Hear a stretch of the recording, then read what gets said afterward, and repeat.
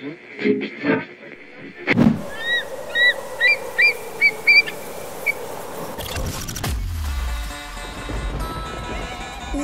olumaphiko olugula amaphiko kwaye kwaphephezela omiyane inyoni nobuciko nomnyunyiyo egcwele emizini nemafini icula ingoma emnandi ayahlukanisa unyaka omusha omdala inyoni enezigidigidi zabalandeli abayilandelayo zamemeza sezidololozela sathi siyayazi le nyoni yayicule lokhokho bethu abanye abathule isibongo sokhozi FM sisibhalelwe isidadada sothu ukhozi FM luhamba phambili. Ngikubingelele ngamukele kwesinye isiqephu esimnandi sokhozi FM TV gama lami nguNeliswa Ngwakacele. Mnandi yakhulu namhlanje ngibuye nobhuti wami uSiphumelele Zondi. Hey uhlakaniphile nangumuntu emasikhuluma nje ngezobuchwepheshe sivele simbize asondele eduze azosilekelela. Umfundisi laphana ilecturer yezifundo ze-multimedia at Durban University of Technology kanti futhi mawumuntu nje ojwayele ukubuka uhlelo The Network laphana ku-SABC hlala umbone futhi sithi ke asike siphinde simbone namhlanje sifuna ukukhuluma ngeinkundla zokuxhumana sezashintsha zaguquguquka khona izinto ezintsha khona ezinhle khona ezimbi sohlaziya nje namhlanje sikhulume yonke into ethi nje inkundla yokuxhumana bhuti wami ngikubingelele ngwamkele ngiyaphila hey mangikubizile ngithi okay content engizoyifunda ke ezongithusa namhlanje khona nje into esefonini yami engizofind out ukuthi yenzeka bengingayazi ngifisa sikhuluma ngeinkundla zokuxhumana mhlambe yebo sonke siyazazi kodwa yini eyenza into ibe inkundla yokuxhumana ngicabanga ukuthi kuba yinkundla zokuxhumana ngoba ila abantu bekwazi ukuthi bathumelane basendelane imiyalezo ngaphandle kokuthi bake bahlangana ngesiqo somzimba so bayakwazi ukuxhumana yikho kuba yinkundla zokuxhumana bengakaze bahlangane ngesiqo somzimba so hlukanisa kanjani ukuthi inkundla yokuxhumana le ebese lokhu ngezisibonelo ama SMS siyazi ukuthi mhlambe wena wangeni kwinkundla yokuxhumana noma nawo kusayiyona i-SMS umqhafazo lokwakudala kuthe ukuhluka ngoba isikhathi esiningi kumele kube umuntu esengenavumelana naye izeke izinto sezashintsha uthola ukuthi ikakhulukazi ezitolo ezihlukahlukene uthola ukuthi sebethola izinamba zethu ngeindlela ezingezona bagcine sebesithumela imiyalezo kodwa isikhathi esiningi lapho kuvame ukuthi kube umuntu osuke wamnikeza imininingwane yakho ukuthi akwazi ukuthinta khona. All right. Inkundla zokuxhumana zihlukene so zama ukuthi sithinte ngokuhlukana kwazo size nazo sikwela nje ngisho emsukeni wazo angazi usiphi wawe uqala Facebook zazikhona ezazikhona ngaphambi kwawo uFacebook kodwa zazenza izinto ezithe ukuhlukana mawuzocabanga ukuthi kwaye kwaba khona into ekwakuthiwa iMySpace eMySpace kwakuyabantu ikakhulukazi abaculayo noma bakhiqiza music noma badidiyela izinto ezithi azibe njalo bese ke beyathumelana ngoka MySpace basebenzisane zazikhona izintolo ukuthi okunye ukuthi nje abantu kube nedlanzana abantu abakwazi ukuthi baxhumane kuleyo nkundla yokuxhumana kodwa uFacebook iyona eyokuqala eyasabala umhlaba wonke yasetshenziswa abantu abaningi kodwa nayo iFacebook njalo kwangekona ukuthi kwakumele kube into enjalo yakhelwe i-student abafundi basema university ekakhulukazi ama university aphesheya eAmerica nayo kuthiwa ama Ivy League University and uMark Zuckerberg nabangani bakhe into bayisho ukuthi yenza ukuthi baze bawukhiqize lo Facebook kwakukona ukuthi kwakuthiwa social network yokusocialize abantu abahamba indawo zokuqeda isizungu nokuqeda ukoma nokudansa wathi umebuka ukuthi abafundi base university bayithanda lempilo naye wayemfundi eneminyaka u19 enza unyaka wokuqala eHarvard wathi mina ngiyena umuntu oyithandayo lempilo kodwa ngiyabona ukuthi bayayithanda lempilo wathi ake ngibakhele indawo ekuthi uma bephumile baya kulezi indawo zabo zaqeda isizungu bese beyakwazi ukukhombisa ukuthi hayi bengikhona nami kule phathe bimnandi waqala kwaqala kanjalo ke kwaqala khona eHarvard ekade efunda kuyona kwase kuba namanye ama university angena khona base beyasuka bayongena nakuma university ase UK emva kwalokho ke kwase kusabalala umhlaba wonke ukuthi kwakuyinto yokuchoma kahle kahle ukuthi bese maphakathi impela iyona nje and Facebook yaqala kuyinto enjalo ukuthi awuzogabisa nje ukuthi la uyahamba lamaphatha sezingeni okay and then kwahamba ngiyakhumbula kusakwaduma kakhulu Mixit angazi noma wabani nayo ufise ngehleke sasixoxa nabangani bami sithi igama lakho la Mixit wawubani kanti uMixit waqalwa khona la eNingizimu Afrika uqalwa uEllen North Craig Jr Baba Ellen North Craig Jr. waye uEllen North Craig owaye uCEO wase Vodacom ke wabandakanyeka ke naye entweni za Please Call Me ukuthi encwadini yakhe ubaba kaEllen North Craig Jr. wathi waqala Please Call Me sekuyavela ukuthi waqala uNkosana Makade Please Call Me hayi waye uCEO so kwaba uMixet waqala uEllen North Craig Jr. ukuthi uthi izinto zokuchwepheshe zisekhaya wase duma kuyasabalala kakhulukazi la eSouth Africa ukuthi nawo social network eyayingadli idatha eliningi uthola ukuthi futhi awudingi kwakuba na data ukuze lokho nje isentshano nalo sewuyakwazi ukuxhumana nabanye abantu yikho waduma kakhulu kuyingane zesikole nabo abafundi base university namanye kamazwe kulona izwekazi lase-Africa nase-India waduma kakhulu uMixit wasabalala impela kwangathi ke unjwa phansi okwaqhamuka emva kwanje ngoba kwafika no WhatsApp nabo bonayo ukuthi kusho babona ukuthi uMixit usebenza kanjani bathatha lokho kwakukhona benza kangcono no BBM owawukhona ukuthi sekubele izinto eziningi ngoba uBBM kahle kahle wona owabantu bama BlackBerry in fact iwona owenza ukuthi BlackBerry ithandwe ngaleso sikhathi ngoba kwakuba naleli data elishibhile kuthiwa hayi leli lizokusiza ke kuBBM awudingi ukuthenga idatha eliningi kuthiwa nje udinga uBIS and then mawuno BIS so uyakwazi ukuthi ukuxhumana nabanye abantu ba BlackBerry and then kodwa ke nawo ke waqonjwa phansi iwona WhatsApp ukuthi WhatsApp la wahluka khona nokuthi noma ngabe iyiphi phone onayo nalama phone ashibhile kuthiwa ama feature phone lama phone o100 ukuthi wawukwazi ukudownloada uWhatsApp usebenzise yebo khona izinto angeke ukwazi ukubona izithombe kodwa ke uWhatsApp uzokwazi wona ukusebenzisa ukuthi uthumele ama message waqhumba phansi ke oBBM nezinto ezithazibe njalo ama culture mangabe kanjalo angazi noma ngakwazi ukuthi ama culture but ngiyibona ukuthi mhlawumbe inhlobo yabantu abaku Facebook ayifani ncamashi nenhlobo yabantu ozobathola ku Instagram bengafani futhi nabantu ozobathola ku TikTok ozobathola ku X mhlawumbe ibackground nyana unayo yini ngalama demographic ahlukahlukene lezi inkundla into ekhona ukuthi mawubheka uFacebook kwabo oqala ukuthi ungasetshenziswa inani noma ubani kodwa uba ne limitation futhi ekuthenini ungaba nabangane abangaka yebo ama followers ungaba nawo wavulele ukuthi abantu bakwazi ukukulandela bengebona abangani bakho kodwa ngicabanga ukuthi into uke wakhuluma ngeculture kube khona into ekuthiwa community umphakathi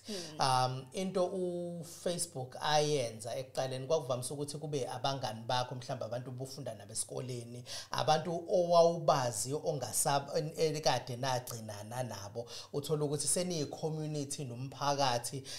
kwaseke kuyanda ke ekuthenini ukuthi sekhona nabantu ke ongabazi kwase kodwa kuqala nento yama group khona ama community nakhona igroup ukuthi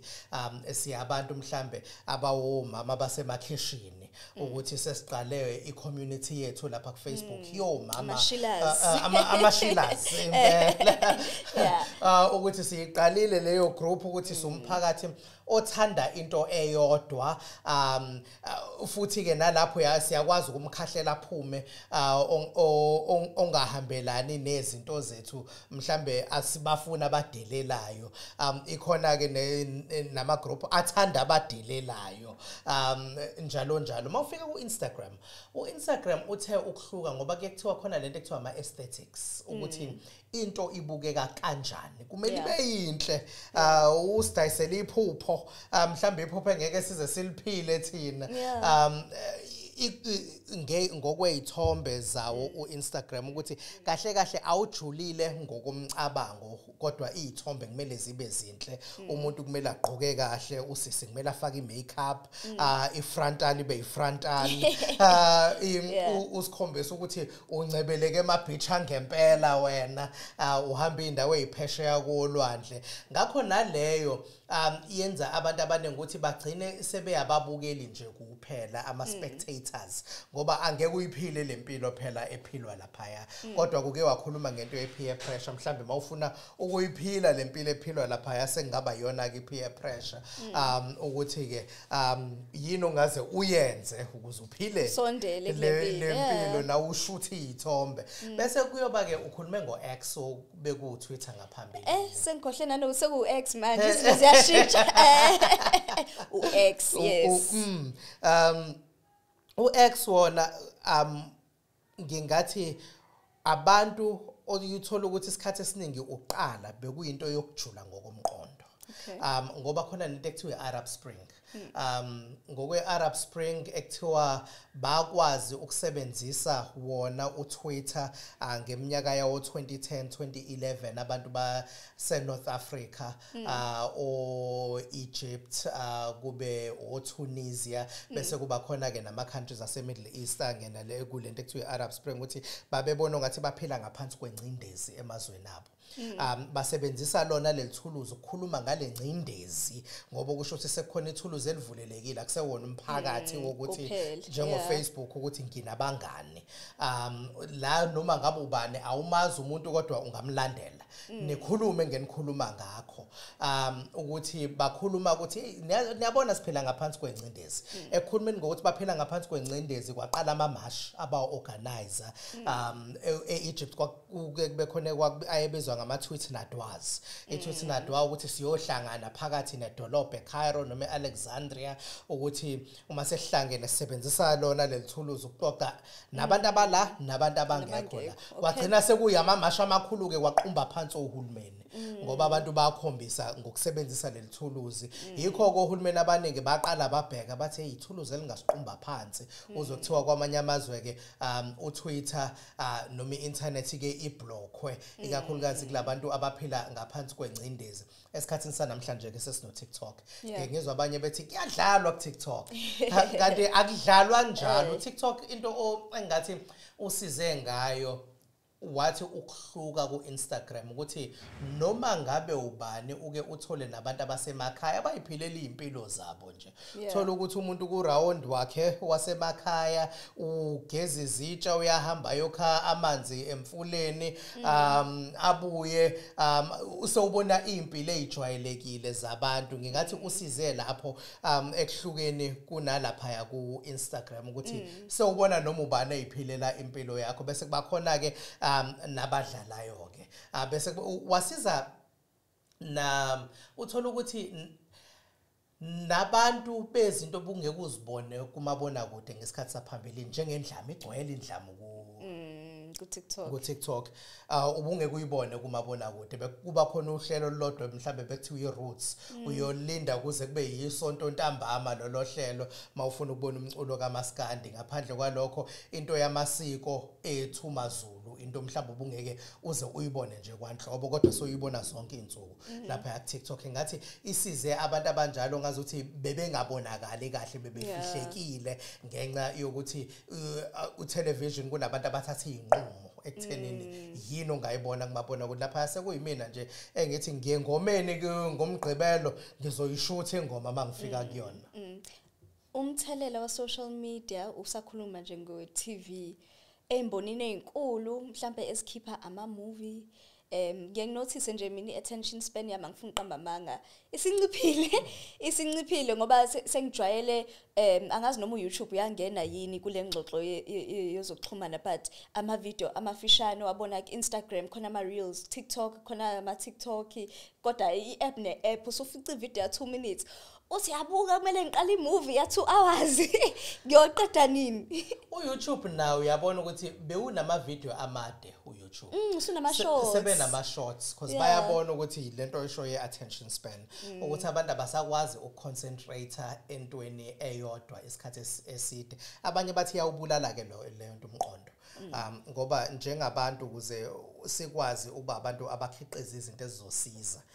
kumele wazi ukuthi into ungayenza kumele uyenze kuze kuphele isikhathi eside uyenza leyo nto ukuze ikunikeze imvuzo leyo oyifunayo mengabe ukuthi uzoyenza u2 minutes uthi hayi iyangicasula ke manje angiyokwenza okunye uzowakha kanjani wakho social media noma ezinye izinto ke esidinga ukuzakha siyabantu ngoba phela wena ukwazi nje ukuhlala u2 minutes kuphela la kungaba nomthelelo omubi khona eseyinganene esikhula nawo social media kungconywana kuthina abantu asebethe ukukhula wabakhulile ngoba sike saphila esikhathini uTikTok ungekho khona sike saphila esikhathini esingenawo uInstagram yebo siuthole ngendlela yebo usithole sibasha kodwa ingane ekhule ezalwe zikhona lezi zinto ukuthi eyayimpilo ke iguqwa kanjani ngikhumbula nje hleli endlini ngezwe ngiyalizwa iphimbo likude le ingane ukusho ukuthi kubo nayo ayiyamemeza ngifuna ifoni yami uyeza uyahayiza ongazuthi umuntu olinyaziwe lo mhlambe ubese engozini enkulu cha ingozi ukuthi okusho ukuthi abazali bamphuce ifoni useyahayiza ke manje ongazuthi ngoba okusho ukuthi akasakwazi ukuphila ngaphandle kwale thuluzi ngoba khona lento ekuthiwa ialgorithm ukuthi fike ibone kuthiwa iyafana nento yokugembula ukuthi uma ngabe useyindaweni zokugembula khona la ifike umqondo iwuthikameze khona kube ngazuthi ungalokho uyifakile imali mhlambe kube khona okuphumayo ujatshulisa uthi hey ngithola u200 ukhohle ukuthi ufaka u2000 before uwine u200 uyothi ungathola u200 uyawubuyisela futhi phakathi siyisebenza ngendlela efanayo ukuthi ngoba seyitholile ukuthi mhlambe ahlale khona endlamini ukuthi wena ungathi ugcela kakhulu kuma video endlamu ukusho ukuthi seyizolokhu ikunikeza ke ama video endlamu uzolokhu uscrollile nje la uhleli ngoba ingqondo yakhe iyajabula ukuthi ibuka lama video endlamu ukuthi makhona okuphucayo la le phone kube ngazuthi ukulimazile ngoba phela khona into esukayo kuwena ukuthi ezinye izinto ungagcina ungasakwazi ukuzenza zigcina futhi zingenzeki kugcina sekuthatha isikhathi eside ungaboni ukuthi isikhathi siyamosheka sesibe abantu abangeyona lento ngesingisi singayibiza ukuthi iproductive abantu abakwazi ukutshala izinto baphinde bazivune futhi ukuthi zisize umphakathi sibe abantu abayithuthukisayo ngenxa yokuthi silosibhekile nje kulo social media emqondweni wengane ke izokhula yazi ukuthi ngihlala kuleli thuluzi ngibheke ifone ngilong scrollile kuma video sesiziboneke futhi izingane kunjalo noma kuhleliwe ubone ehleli nabazali kwi-restaurant uhleli nabazali kwi-restaurant kodwa ulokhu elibhekile leli thuluzi nokuthi ayulimazi na umqondo kufundwa nini uma ngabe mhlambe yikho China is controller lezi zinto ukuthi kunesikhathi esingaka mhlambe futhi ngoba ungathi umthetho wakho uthi ngolesihlanu nangomgqibelo kuphela kanti nama-hour futhi siyawalimita ibona njalo abasikhiqizela uTikTok kodwa ibona futhi abathi ezabingana asikwazi ukuhlala isikhathi eside kulo TikTok sure ngibone kakhulu actually endabeni lento enziwa iChina ngiyabona futhi nalisemelika kuneyingxoxo ezinkulu around TikTok nokuthi mhlambe bayawubhena noma bawubheni kusahamba lamabill abo ke I'm not sure ukuthi process ikuphi funa sithathe break masibuya mhlambe ngizoba nesibindi ngicheck screen time yami nawu check esakho sikhuluma indaba ke kwavela ukuthi iningizimu Africa singabantu abahlalayo la sila futhi sikhuluma indaba ye-screen time bese iqalile indaba yama-algorithm but kuningi esixoxayo namhlanje ngenkundla zokuxhumana.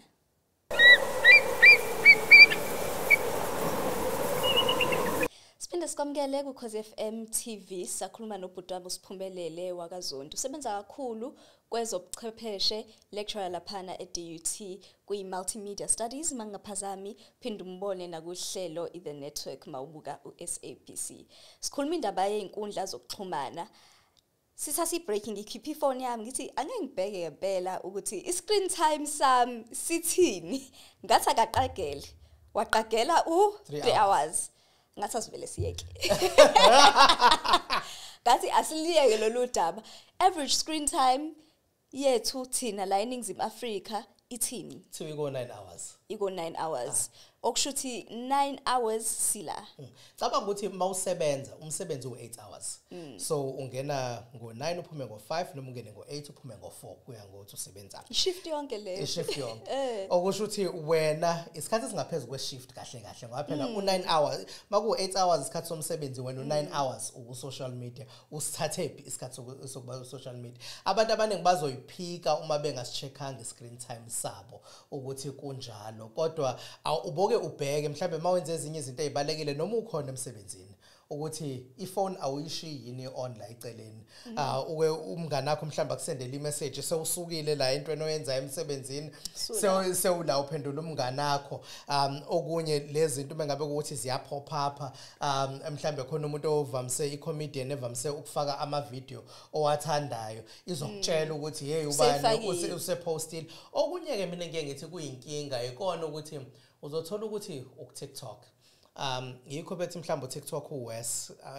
kunokunye kulento ye-algorithm izokutshela ukuthi ubani owumngane naye ukhona online at the same time awufuni na ukuthi uyombheka ukuthi wenzani njengoba ekhona at the same time kube khona ke nabenza ama live usewuzobuza ukuthi awufuni yini ukuyochecka le live i-live ukuthi izothatha isikhathi esingakanani angivamile ke mina ukugcela kakhulu kuma live khona enye engayibuka ngathi uyazini bachitha isikhathi sami ngayi khona into ebalekile ekhulunywayo kule live kodwa mhlawumbe ukhona umuntu ozothenga ngiyabathanda labantu awuthi ngeke ngibone ukuthi benzani kule live nokuthi ke mina ngithi mhlambe mengabe ukhona into oyifundayo khona noma sekuukuthi nje njengoba abasha abantu ukuthi kuyadlalwa ku TikTok ukuthi uyadlala so uchithe u9 hours futhi u9 hours iaverage kusho ukuthi khona abahlala ngaphezulu kwalo 9 hours efonini ngosuku bese sisasinayo futhi imali yedatha ucabanga ukuthi ama video adla idatha elingakanani nokubuka ama video kusuke kudla idatha elingakanani bese sithi ayimalini le bese sithi asinayo imali yaleli idatha kodwa kuthiwa siyama South Africans on average nawu uthukile ukakafuna ukusitshela ukuthi ukuthi isikhathi singakanani bana bangitshela kuzokwenzeka akufuni ukuthi mhlambe baku something vele kusho uhlele efonini la ekhona ukuthi ukhona into esesiyidinga sithi siyamavela uhlale esefonini akayenzile lento ngithi ningasangitholi bethi kanjani ngoba wena uhlala usefonini ukuthi ikona lokho ukuthi kodwa kuba khona ngathi into eyinjabulo ngaphakathi abantu abaningi abayitholayo uma beku social media mhlambe kumele kube khona indlela ezithize ezizama ukuyithola ngayo le njabulo esiyithola ku social media ngoba ngempela siyachitheka isikhathi esiningi uthola ukuthi sewuzibe izinto ezibalekile ubuka ama video kanti ke futhi abanye okuthola ukuthi basebenzisa social media ukuthi benze imali wena ubhezi uyababuka bona benza imali ngokuthi uyabuka ekade ngisacabanga nje usuqala itopic engifuna ukungena kuyona imkhakha ne-social media mhlambe mina ngifuna ukwenza imali ngevideo and ngisho into engaziyo ukuthi yabona le hayi bazokhuluma na kanjani bazokhuluma bebuze nani uthola ukuthi nje ngithe thasi kancane akucacile ukuthi ngiqonda ukuthini akucacile ukuthi ikuphi engime ngakho kodwa lento engiyifakile ikulungele kwena ukuthi hayi ngeke simbonile athi bese khona nezinto sekungenokuningi o cancel culture nani ngike ngabona I think Uncle Waffles mhlawumbe ekhuluma kwenye interview anginaso isiqiniseko ukuthi ngiyibonephi but echaza ukuthi ivideo ya 30 seconds eyafakwa ku TikTok or Instagram yayishintsha impilo yakhe for the better ke yena ngenhlanhla wakwazi ukuthi ama gig akhe aqhubeka sabalala umsebenzi ukhulu khona nabanye abantu okuyi opposite othola ukuthi le same video ya 30 seconds yakha i-effect yokuthi mhlawumbe i-career yakho idicile phansi bakukhansele ngempela kunjalo okwa-Uncle Waffles kuhle ke kona ngoba uyasho ukuthi vele waye umuntu operformayo athi sometimes umeperform uyadansa sometimes akadansi uthi kwenzeka ukuthi ngaleli ilanga athi akaperforme adansa kwakhona omshuthayo DJ lapha emixer waseyasuka wadansa lo 30 seconds wasabalala yabe seyinyuka icareer kaUncle Waffles baqala bambhuka nabanye ukuthi hayi sifuna loya DJ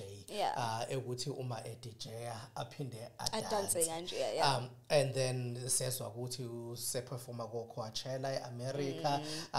futhi nalokho bekusho kwi-interview eseAmerica ukuthi umsebenzi wakhe sewuvele wasabalala umhlaba wonke jikelele yena kuyasho futhi ukuthi kwangeyona into ayiqondile bakhona ke abenza lento ekuthiwa kuba intentional usuke eqondile ngendlela asebenzisa ngayo usocial media ukufaka ezinye izinto ngiyacabanga nje nalo nakho ngimkhohlwa igama lo mama ocleanayo Umbalinhlapho yes and I'm a housekeeper and Umbalinhlapho ukasho futhi ukuthi ingane zakhe kahle kahle zathi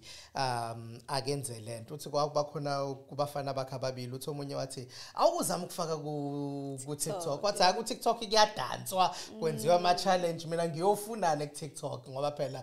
ngiyacleana mina ngidansi angenza ama challenge uthi omunye umfana wathi awuqhamuke nalo lelo teme lethi Umbalinhlapho ame housekeeper uthi bamsiza ke abafana bakhe nangempela yaduma into kaMbalinhlapho ukuthi usesiza abantu abaningi siyasibona ukuthi usehosta nama event la uthola ukuthi mawuno anti okusizayo endlini uthola ukuthi na ngathola ulwazi oluthi alube ngconywana umhambise kulama event Umbalinhlapho ukuthi ayochazela ukuthi mawuclean into ekanje uyicleana ngalokho mawungafuni kunuke kabi usebenzisa lokhu uma ngabe ufuna lokho ukucwebezele usebenzisa lokho kusho ukuthi ngoba nabantu bebesho ukuthi hayi siyazi ama testimony bewafaka ku TikTok ukuthi hayi sikuzamile ubicarbonate top soda nokuthi sahlanganisa zenzeka ngempela izinto ayishoyo Umbalinhlapho into bese sithi gqwalile yaqala yacwebezela ngempela ukuthi sekumsizile ke naye ukuthi abe lapho aqala ibusiness mhlambe kade ngoba vele uyasho ukuthi ubenalo elokuthi ayoclean endlini zabantu noma asiza abanye ukuthi nababatholela ukuthi bayoclean endlini zabantu manje useqale nama event ukuthi akhulume kona afundise omama abacleanayo ukuthi bangawenza kangcono kanjani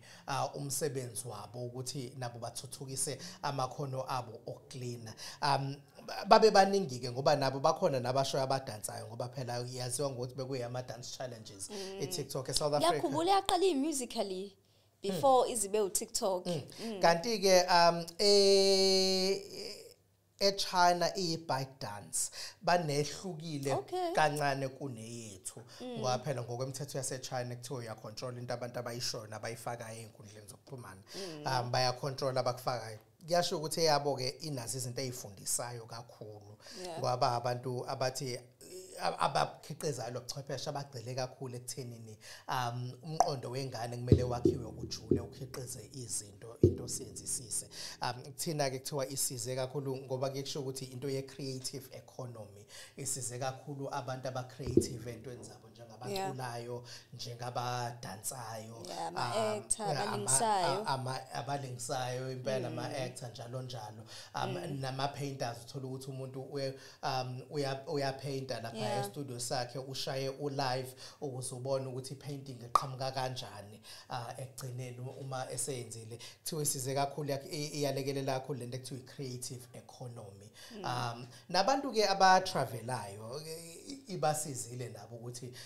baqale bathole ifollowing nazo ke le indawo zokungcebeleka nazo ukuthi uma kufika abantu bezoshutha le content ezinye kuthiwa ilimazile ngoba ngake ngezwe ngenye kwakuthiwa ise-Thailand ekuthiwa yalinyazwa yikona ukuthi ukuduma einkundleni zokuxhumana kwenza ukuthi babe baningi kakhulu abantu abezayo babulala i-ecosystem yakhona kwamele bavale baqale phansi balungise leyo ecosystem yakhona lobuhle obebuletha abantu ukuthi ukufika kwabantu abaningi sebuyaphela lobuhle obebukhona ngoba sebebaningi kakhulu bakhona ke uke wachaza kancane ngabantu khona ongayifihli ke uNonhlethema akakufihli uyakhuluma ngakho ukuthi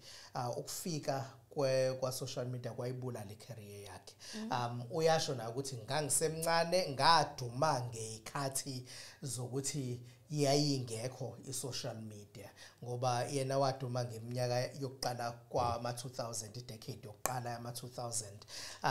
ukuthi i-social media idume kakhulu eseyophela i-decade yokuqala yama-2000 uthi wangena ke engazi ukuthi lisebenza kanjani lithuluzi wangena ku-Twitter wadelela kwasani ekhona bathi siyamkhansela ke lo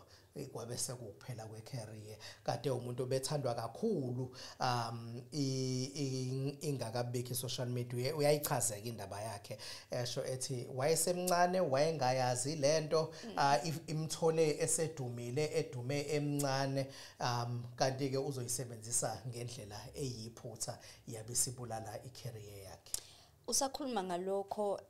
i-digital footprint ngiyengizwe ngayo mhlawumbe mawungasichazela ngayo nanokuthi siyasizwe sithi ayikhohlwa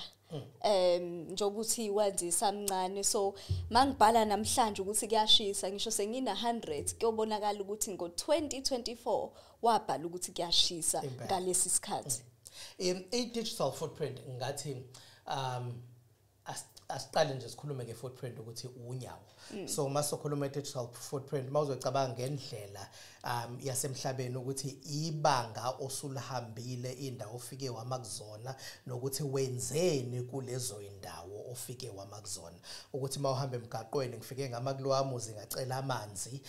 bangithelela amanzi ngaqhubeka ngamestolo ngathenga okudliwayo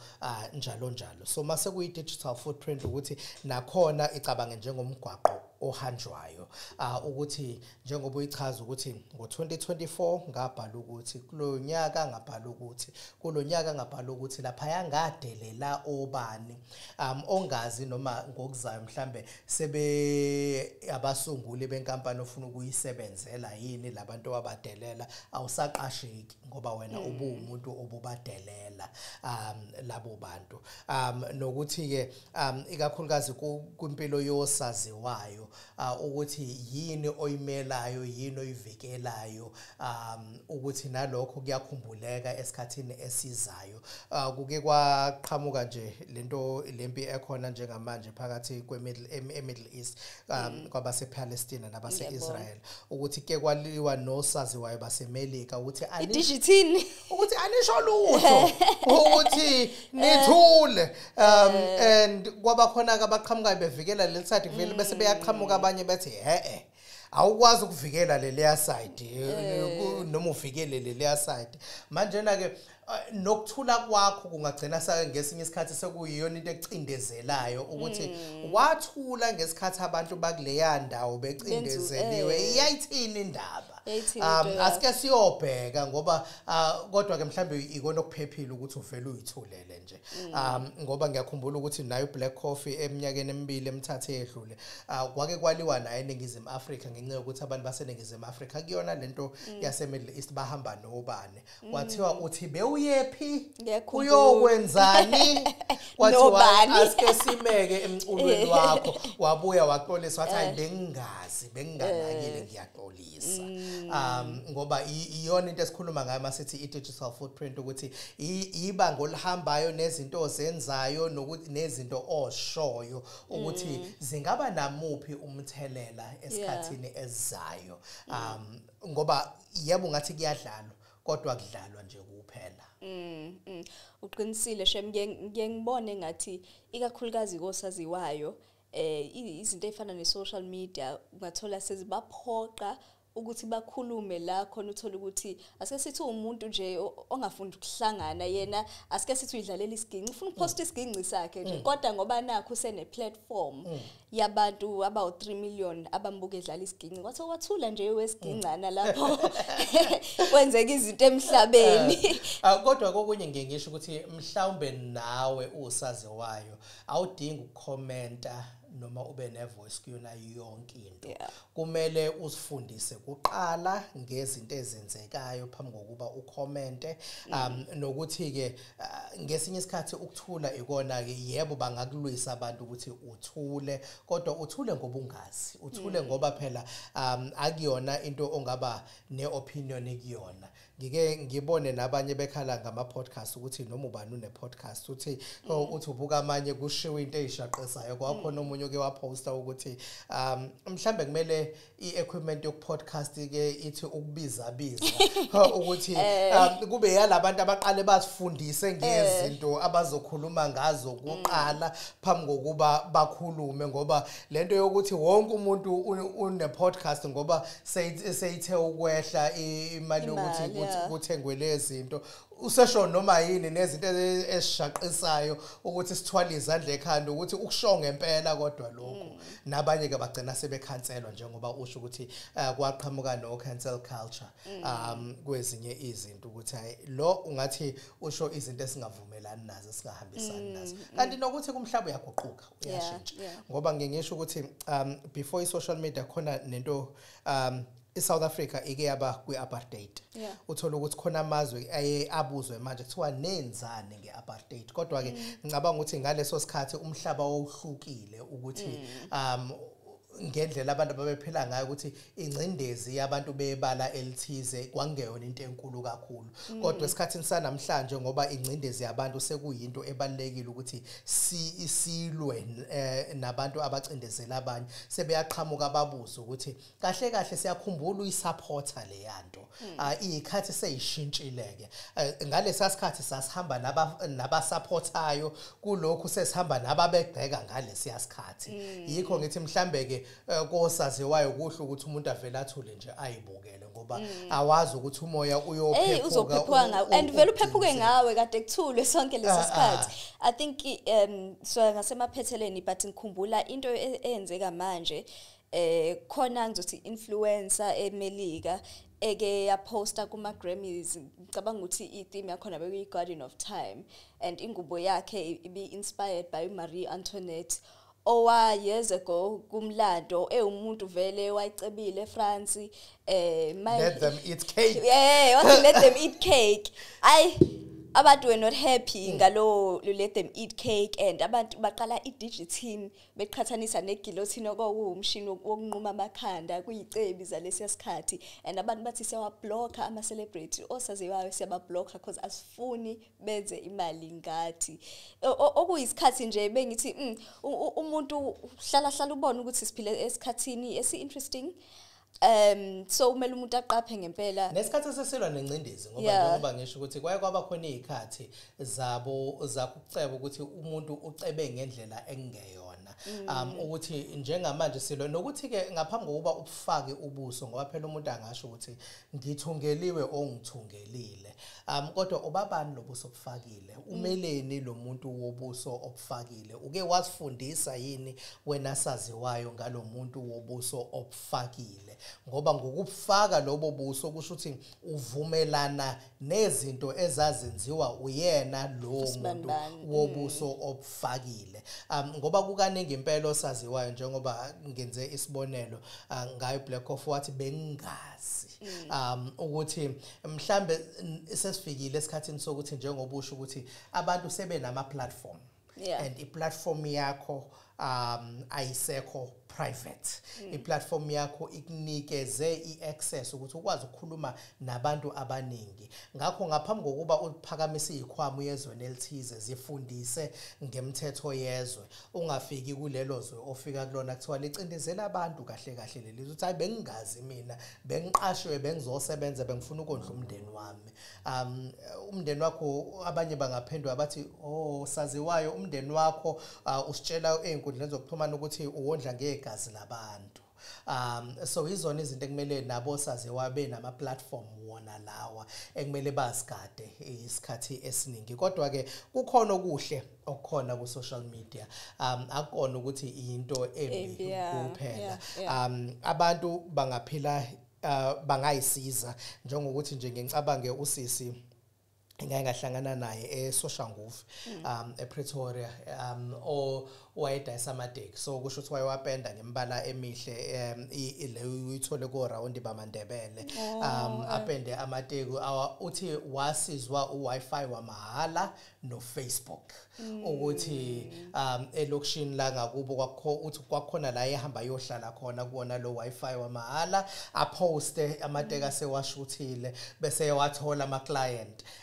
efuna ukuzothenga lento yakhe ke ngabona enye post kulona leli viki usisi waseMaritzburg othi kwaphelelwa umsebenzi ngonyaka 2018 uthi wathi uphela umsebenzi waqala into yokudayisa amakota waposta einkundleni zokuxhumana uthi la simama impela ibusiness uthi usenza nokudlula amakota ke sekukuningi usenza nama event ke esikhathini sanamhlanje ngenxa yokuthi wasizwa iyona le social media kade ephelelwe umsebenzi. Ngicabanga nje khona omunye khona la eThekwini ngase workshop oke waduma ku TikTok abantu beyodla ilunch kuyena inyama yakhe ayosayo ngokumbona nje ku TikTok bafike bashuthe futhi bathi sifikile kubhuti wenyama le ebeli post emnandi sayidla nathi inyama ukuthi kukhona la singakusebenzisa khona ukuthi kusize kodwa ke kumele sizigade thina ngoba kufika nama mental disorder futhi ukuthi njengayo lengane ebengikhuluma ngayo esihayiza ukuthi lapho sekuyi mental condition ukuthi akasakwazi ukuphila ngaphandle kwayo kuyakhalwa nango depression ukuthi uqhathanisa impilo yakho nezimpilo zabantu ongabazi ungazi kahle ukuthi mhlambe lo muntu uphila impilo nje ethi ayifane neyakho ikona ukuthi uma usumbuka lapha ya ufilterishile omunye uhambe wayo order plate elilodwa wahlala usuku lonke kuleyo ndawo kwangathi hey baphile ema restaurant ukuthi uhlale ephila sewuyiqhathanisile sewushawa depression ukuthi mhlamba ake kube khona la uzothi uyazi ungathi yawuthikameza umqondo wami anke mhlambe ngivale kuke kuphela izinyangana ngivale ngibone ukuthi ngike ngithathe iwalk ngiphile emhlabeni wangempela ngibone ukuthi akukho yini okushintshayo ngomqondo wami manke ngavala uma ukuthi wena seyiyakuthikameza ngendlela ophila ngayo nangokomqondo. Usuqalile ngalento ebengifuna siphethe ngayo ama do's and don'ts ku social media mhlambe ongaluleka ngayo umuntu ohleze interactor nalezi inkundla zokuxhumana. Ikona ukusigada. Ngingathi iyona into ebalekile nokuthi ngithi into mawungeke uyishe edlangalalene mawungeke ungene ehholo kune meeting yomphakathi uyimemezelane einkundleni zokuxhumana ngoba kuwes futhi mawuyoyimemezela einkundleni zokuxhumana ngoba nabantu abangakwazi mhlambe wena item langakini thina silazi item langakini ukuthi kudlalwa ngokudelela izici zabantu ngakini thina sobona lokho okupostile bese sesilwa nawe sesiyakhansela ukuthi mhlambe icareer yakho beyizosimama ukuba siyibonanga lento oyipostile ikona nje kumele sicabanga ukuthi kumele uzigade uma ngabe kuthikameza umqondo wakho uma ngabe uyibona ukuthi khona izinto mhlambe endlini akusaklineki ngenxa yokuthi sewuhlala ukulento izitsha seyigcwala usinki ngoba asekho isikhathi sokugeza izitsha ngoba ubona ukuthi khona ungathi uphuthelwa ikona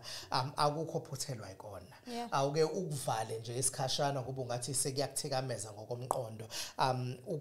khona umfana ona 18 engaye ngakhuluma naye othi kubo babemvalile kubeni ne cellphone wayithola ena 14 i-cellphone uthi kuleso sikhashana nje wagcina sese-rehab nge-addiction